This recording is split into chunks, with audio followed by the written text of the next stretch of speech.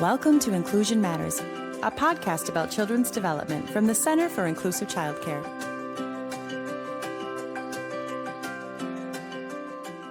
Welcome to Inclusion Matters, a podcast from the Center for Inclusive Childcare. I'm Priscilla Weigel, the Executive Director of the Center, and I'm here again with my colleague Brenda Lowe, our coach mentor, and we are talking about transitions.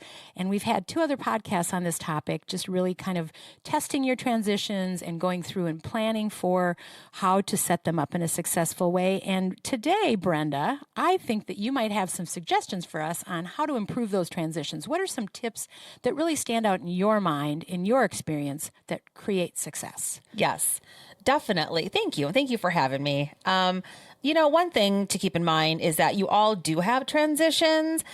So take a step back and think about, what can I do to improve my current transitions that I already have in place?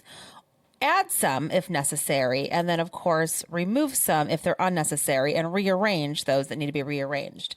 So a few specific tips might be going over your daily schedule, not only with your own eyes, but also with the children. Mm-hmm. They need to know what's going on as well. Why is that important?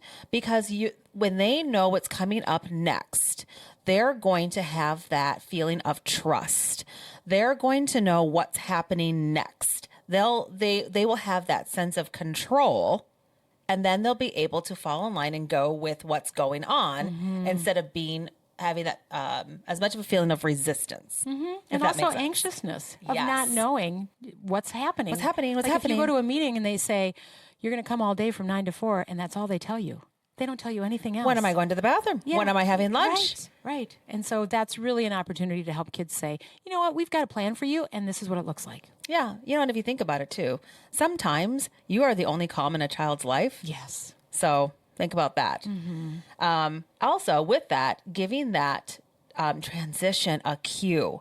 So instead of just, okay, it's time to clean up, giving them, okay, we are going to clean up in 1 minute. A child may not know what 1 minute means, but they know it's coming up. Mm-hmm.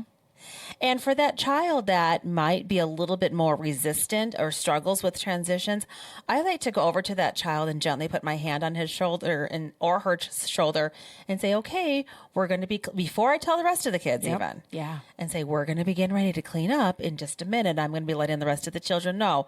And that child is so they look at me with those eyes. They thank you for telling me. Yeah. Then I give the transition warning, and then it's time. Mm-hmm. Yeah. And I think that the time concept is really hard for young children, but we know, they call it teacher time, but we know that because we know our group, we know what the length of time needs to be for that prep. So the pre-prep for some children, and then the prep for the rest of the group, and then you see success. Yes. And for some of those transitions, you might have to review expectations as well. Yes. Why not? It's helpful, especially when you're still in teaching mode for some of your transitions. Like, you might still be teaching your cleanup, where that might have to be a game. Sure. Versus teaching, okay, I need all of the red cars go in this bucket. I need all of the blue cars in this bucket. It might be, everybody find 5 cars, and we're going to go, ready, set, go. And it's a race to whoever can find the 5 cars. Right. Whatever your thing is, make it work for the age group of your kids. Right. And I think back to what we talked about in the earlier installment too, was when you talked about not needing perfection, especially when you're still teaching children about what the expectations are. Everything's not necessarily going to go in the exact right bucket those first few times. Yeah. But eventually they're going to get it. And I think the idea of just clearing the floor and getting those things off the floor so we can have group, helping them understand that that's why we're doing this, why we're making this transition. Because if we left all the Legos out and then we tried to have group time on that rug, be kind of, let's try it. Let's try sitting down on top of these Legos. How would that feel on your bottom? Kind of yucky. It's kind of pokey. That's why we're cleaning up, so that we can use all this space, because we all want to be together for the story. So helping them understand the why behind some of those expectations is also helpful too. I have actually done that with my kids. And I had a group where it was, I had a lot more girls. And so I kept saying that I wanted to have a pretty room. And they're like, yes, we want to have a pretty room. And so they were more apt to start cleaning. You wanted it all to be clean. Nice. one thing too is to monitor, like this is not your time to check out and go and leave the area.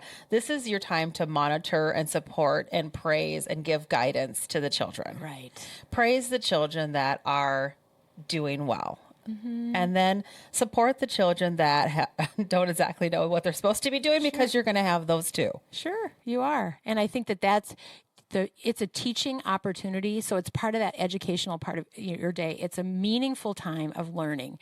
And so those children who are excelling at it, maybe they're really great cleaner-uppers, they can partner with somebody and you can say, oh my goodness, you got all the yellows? Go over there and grab Josie. You and Josie clean up, put all the dishes back in that one cupboard. That is really going to look great. And getting them so that what happens sometimes in cleanup too, this is our favorite time, we know this and the nap time transition, I would say, is you have children who maybe say, well, I wasn't playing with that. Why do I have to clean that up? I didn't even touch those. Why do I have to do that? And that's when you can talk about, this is our whole room, this is our whole classroom, we're trying to keep our toys safe and clean, and we don't want them to get broken. Those kind of learning opportunities for those moments. Yeah. And I always, whenever a child says that to me, I'm like, you are absolutely right. I just acknowledge, because you're right. You didn't play with them. Maybe they did, but I just acknowledge their feelings in that moment. And then, but I need some help. Yeah. Can you help me, please? Right. And that's all it takes to get them moving. Yeah. Can you, my favorite is, can you just find me 5? Yeah. Just 5. Just 5. And I just get them going, and then a little bit of praise. And next thing I know, the whole area is clean. I know it. That's all. That's really true. That's great. Any other tips, Brenda? I think too, making sure that you're participating. If the kids see me doing it, they're more apt to do it. If they see that I'm not paying attention, well, then I might as well keep playing. Why not? Yeah. My favorite thing that I giggle when I'm supporting a provider in the field is when I see that she's doing all the cleanup or he's doing all the cleanup and the kids are still playing. Yeah. I'm like, how can we reverse that? Yeah, true. That's true. Because, well, and it's all about just giving those little encouraging pieces to notice those. So you've picked up 5 things. Wow, that really helped a lot. Look at how much clearer the carpet is with those 5 things gone. They can be 5 big things. Now can you find 5 little things?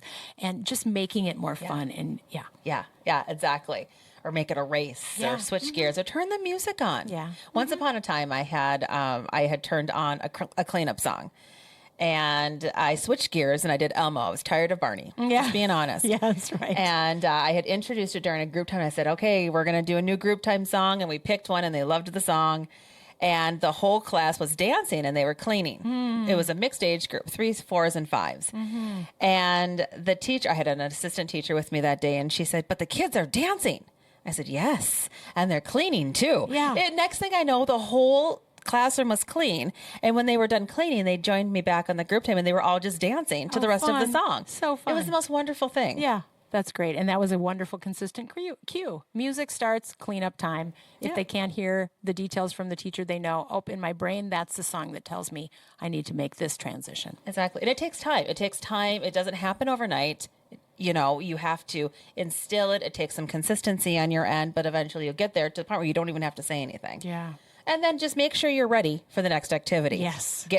Make sure that when they are done with the one activity, they're not going to be waiting for the next one, because you want to keep that momentum of positivity and excitement going and for the next. Yes. So having that next one ready to roll, set up, books at the group time, whatever it is, you're all set, so that they see, okay, Brenda took the time to plan ahead for me because she cares about me. That goes back to that whole trust and that sense of belonging, part of the community, all of those things. And transitions can really make or break that. So thank you, Brenda, for all the great conversation, the great tips, and we look forward to having you back again. You're welcome. Thanks for listening. For more resources, visit us at inclusivechildcare.org.